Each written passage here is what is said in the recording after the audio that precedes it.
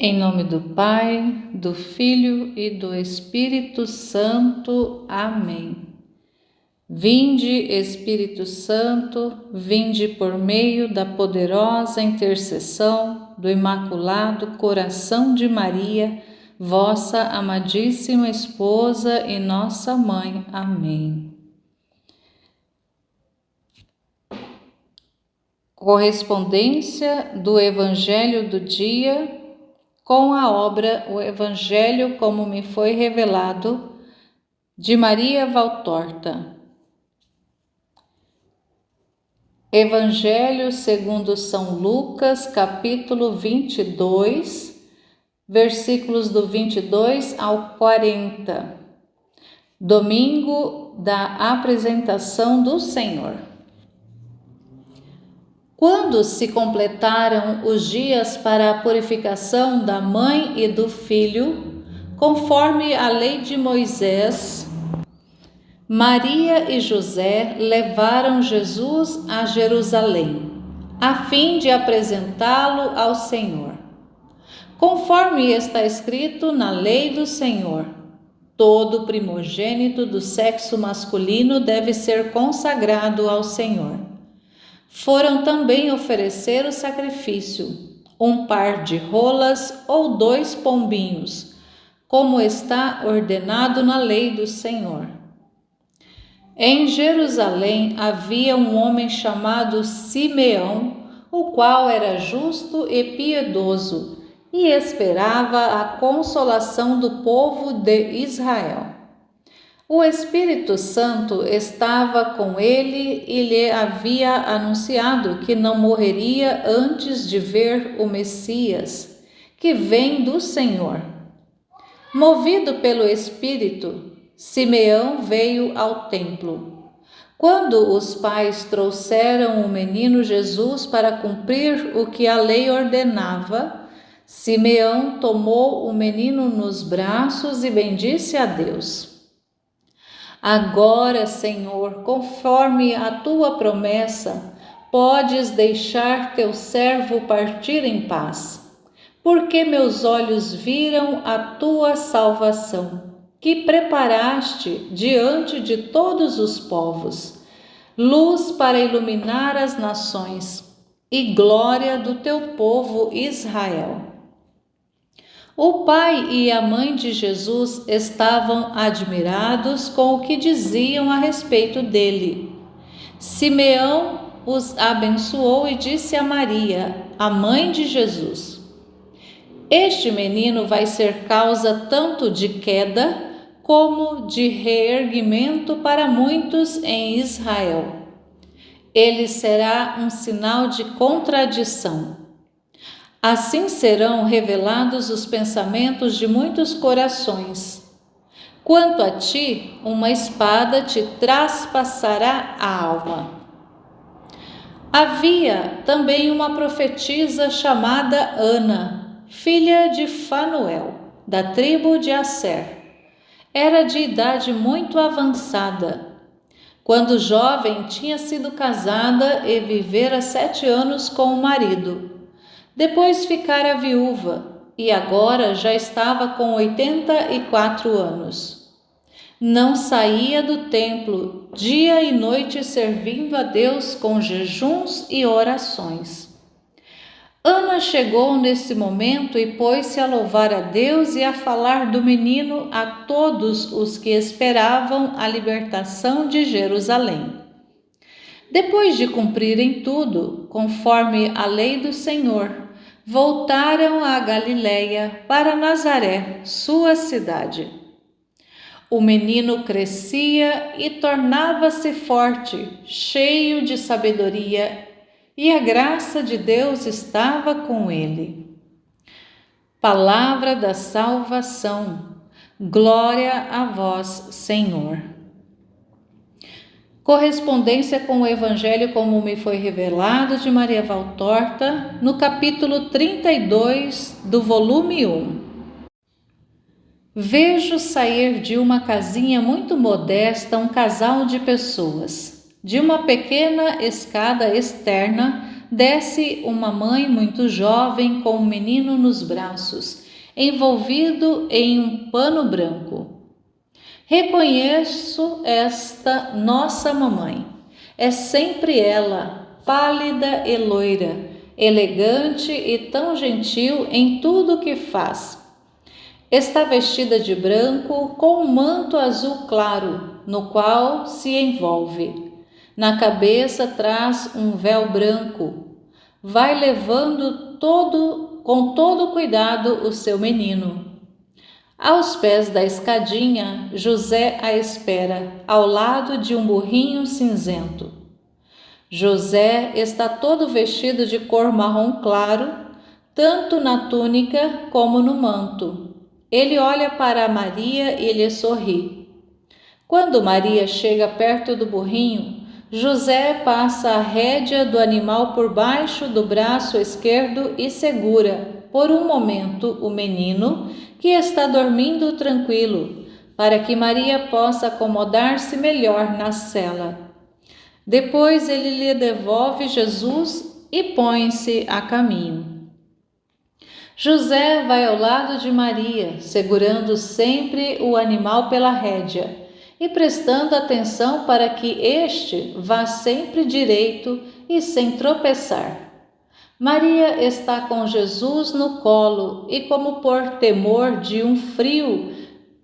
de que o frio lhe possa fazer mal, estende sobre ele um dos lados de seu manto. Os dois esposos falam pouco, mas sorriem um para o outro frequentemente. A estrada, que está longe de ser um modelo de estrada, vai se estendendo pelo meio de um campo que nesta estação do ano está vazio. Um ou outro viajante passa pelo casal, mas são raros. Depois, eis as casas que vão aparecendo de alguns dos muros que rodeiam as cidades. Os dois esposos entram por uma porta, começando o percurso sobre o calçamento, muito irregular, da cidade.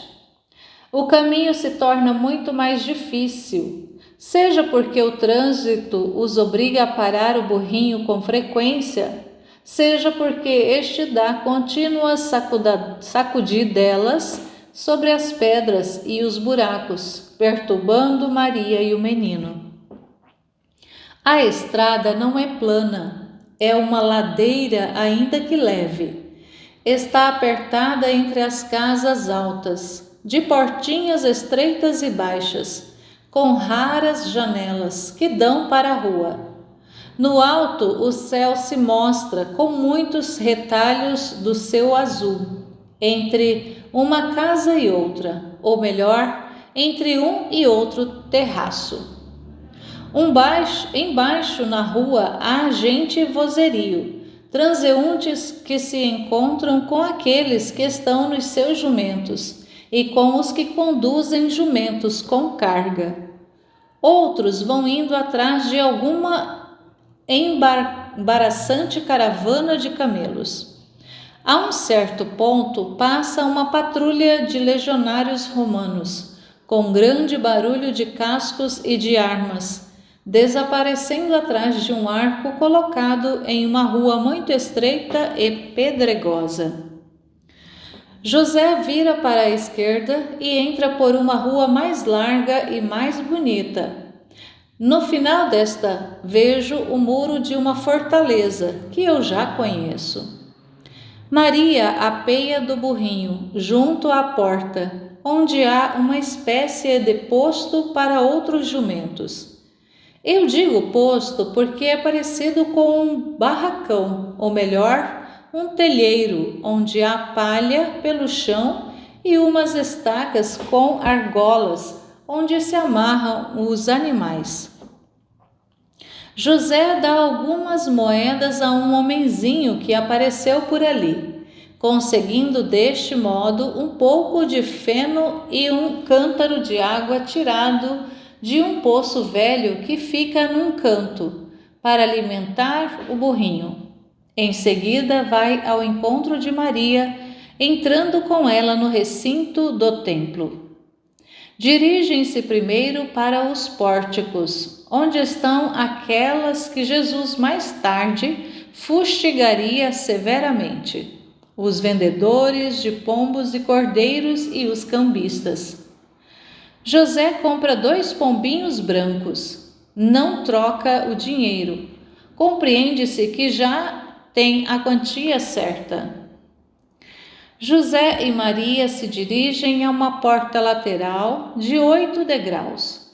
Como me parece, tenham todas as portas. É como se o cubo do templo seja erguido do solo. Esta porta tem um grande átrio, parecido com os portões de nossas casas das cidades, mas seu átrio é mais amplo e adornado. Nele se encontram à direita e à esquerda 2 espécies de altares, ou seja, 2 construções retangulares, cuja finalidade a princípio não compreendo bem. Parecem baixas bacias, porque a parte interna é mais baixa do que a beirada externa, que fica alguns centímetros mais alta. Aparece um sacerdote, não sei se chamado por José ou se tendo vindo por si mesmo. Maria lhe oferece os 2 pobres pombos e eu, que já sei qual a sorte que eles vão ter, viro o olhar para o outro lado. Observo os ornatos do pesado portal, do teto e do átrio, mas parece-me ver com o rabo de olho o sacerdote aspergir Maria com água. Deve ser água, porque não vejo ficarem manchas em sua veste. Depois, Maria, que junto com os pombinhos tinha dado uma porção de moedas ao sacerdote. Eu me tinha esquecido de dizer isso. Entra com José no templo verdadeiro e propriamente dito, acompanhada pelo sacerdote. Eu olho para todos os lados. É um lugar cheio de adornos, esculturas de cabeças de anjos, palmas e outros ornatos estão sobre as colunas, sobre as paredes e o teto. A luz penetra por curiosas janelas longas e estreitas, naturalmente sem vidros, abertas em diagonal sobre a parede. Suponho que seja para impedir a entrada dos aguaceiros. Maria segue até um certo ponto onde para. A alguns metros há outros degraus e acima deles há outra espécie de altar, por trás da qual há ainda uma construção. Percebo agora que eu achava que estivesse no templo, mas me encontrava na parte que contorna o templo verdadeiro e propriamente dito, isto é, o santo, dentro do qual ninguém, a não ser os sacerdotes, acho que podem entrar. Aquilo que eu pensei que fosse o templo não é mais do que um vestíbulo fechado que cerca em 3 partes o templo, onde está encerrado o tabernáculo. Não sei se me expliquei bem, mas não sou arquiteta nem engenheira. Maria oferece ao sacerdote o menino, que acabou de despertar e está movendo os olhinhos inocentes ao redor de si próprio, com aquele olhar espantado dos bebês de dias.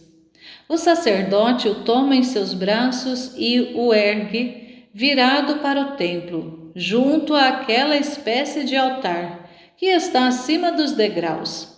O rito terminou. O menino é restituído à mamãe e o sacerdote se retira. Há várias pessoas olhando curiosas.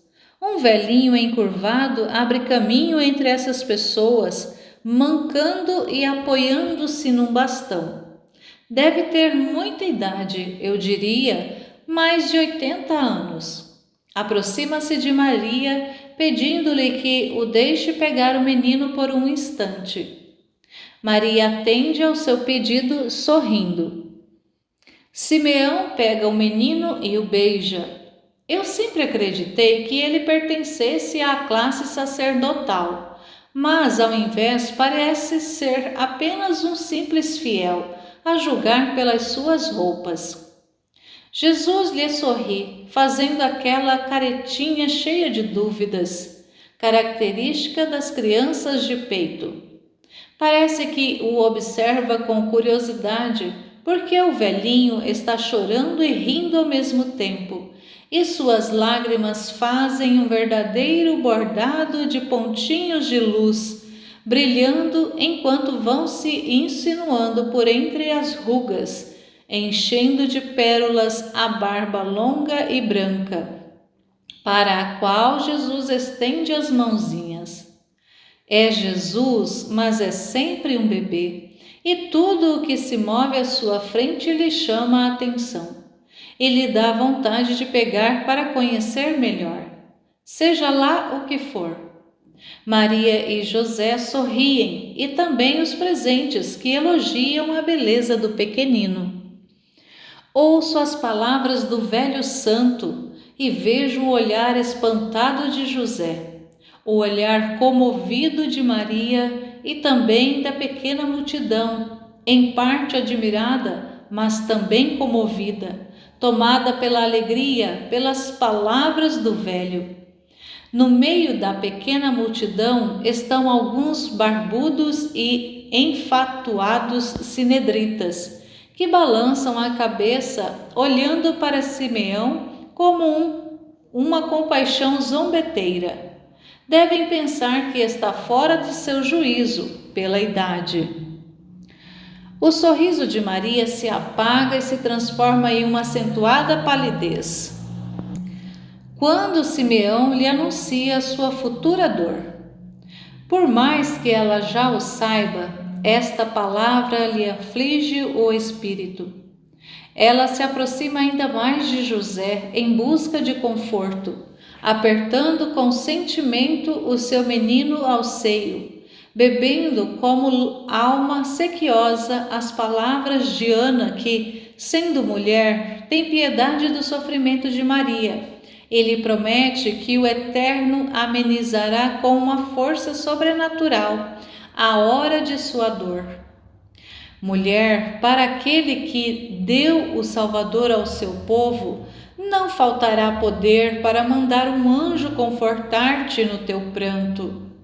Nunca faltou a ajuda do Senhor às grandes mulheres de Israel, e tu és bem mais do que Judite e Jael.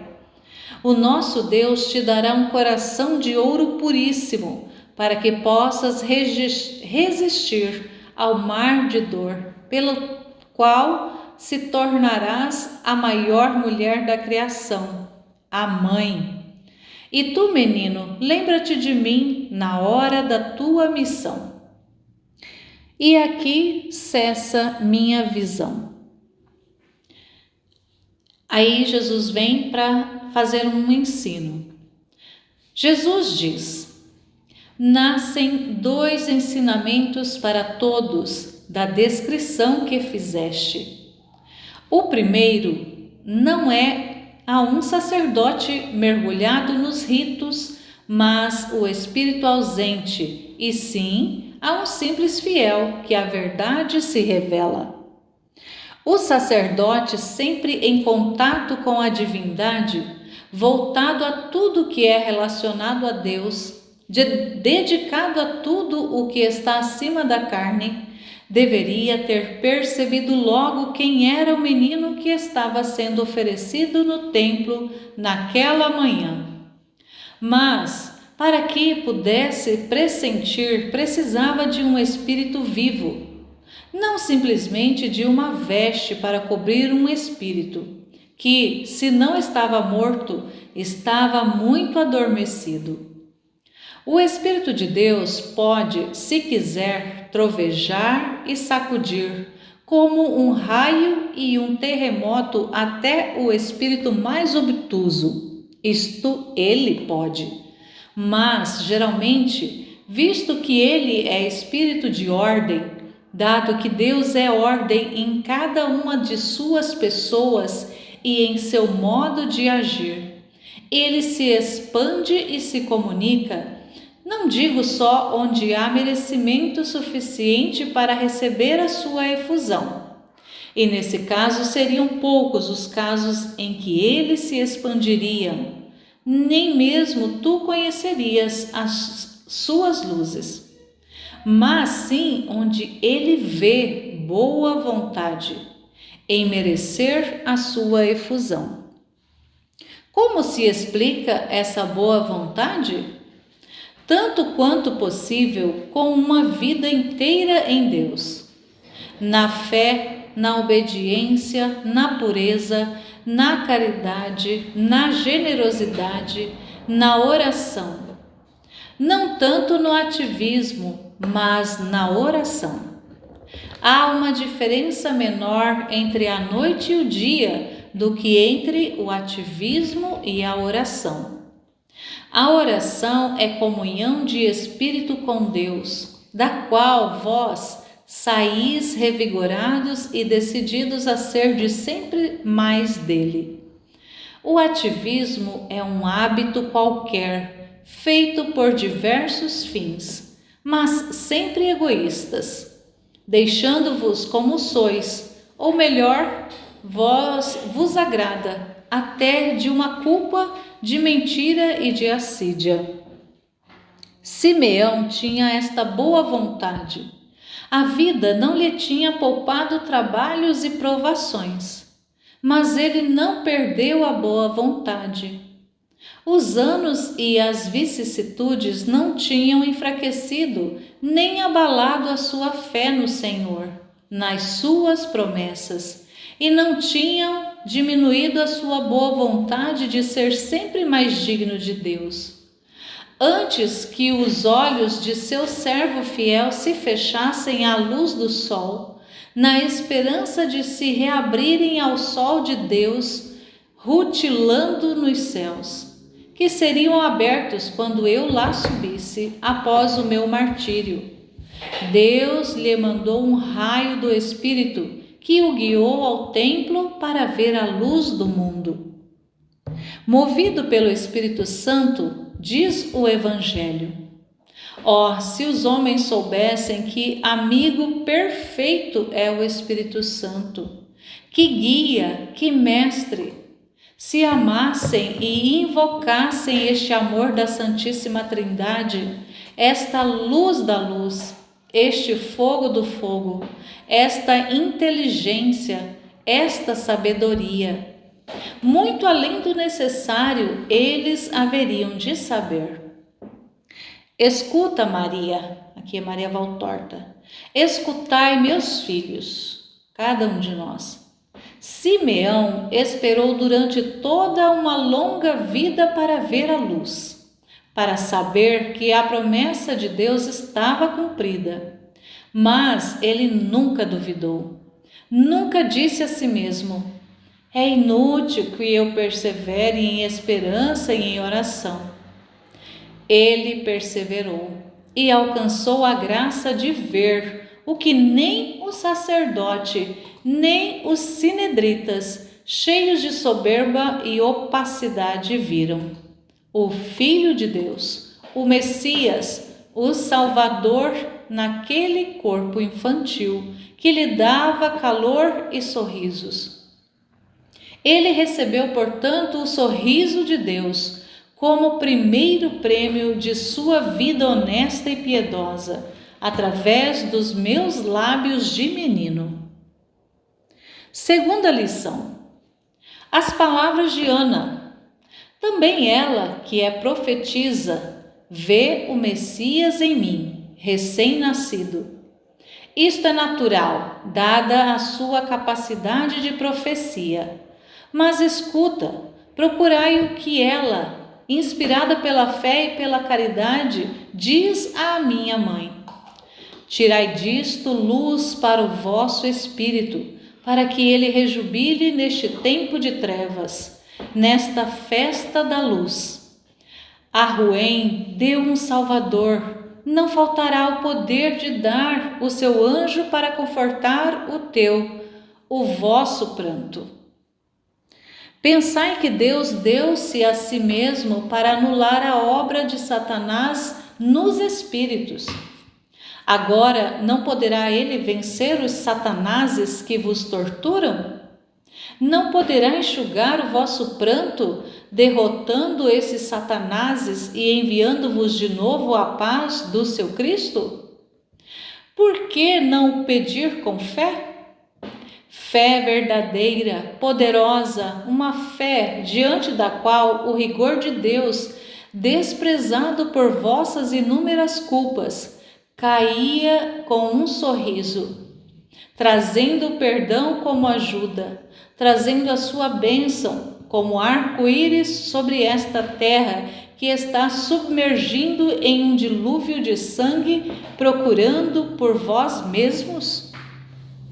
Pensai, o Pai, depois de ter castigado os homens com o dilúvio, disse a si mesmo e ao seu patriarca: não amaldiçoarei mais a terra por causa dos homens, porque os sentidos e os pensamentos do coração do homem estão inclinados para o mal, desde a adolescência. Portanto, não ferirei o ser vivo mais uma vez. Ele foi fiel à sua palavra, não mandou mais o dilúvio. Mas vós, muitas vezes, já dissestes a vós mesmos e a Deus: se nos salvarmos desta vez, se nos salvas, não faremos mais guerras, nunca mais. E depois sempre continuais fazendo guerras, cada vez mais tremendas. Quantas vezes, ó homens falsos e sem respeito para com o Senhor, é a vossa palavra? No entanto, Deus vos ajudaria ainda uma vez, se a grande massa dos fiéis o chamasse com fé e amor poderoso. Escutai, ó vós todos, que sendo muito poucos para contrabalancear os muitos que estão mantendo vivo o rigor de Deus, permanecei devotos a Ele, não obstante a hora tremenda que ameaça crescer a cada instante. E colocai as vossas aflições aos pés de Deus. Ele saberá mandar-vos o seu anjo, como mandou o Salvador ao mundo. Não temais. Ficai unidos à cruz. Ela sempre venceu as insídias do demônio, que por meio da ferocidade dos homens e das tristezas da vida, procura o domínio dos homens pelo desespero, isto é, pela separação de Deus, pois não pode apoderar-se dos corações de outra maneira. Em nome do Pai, do Filho e do Espírito Santo. Amém.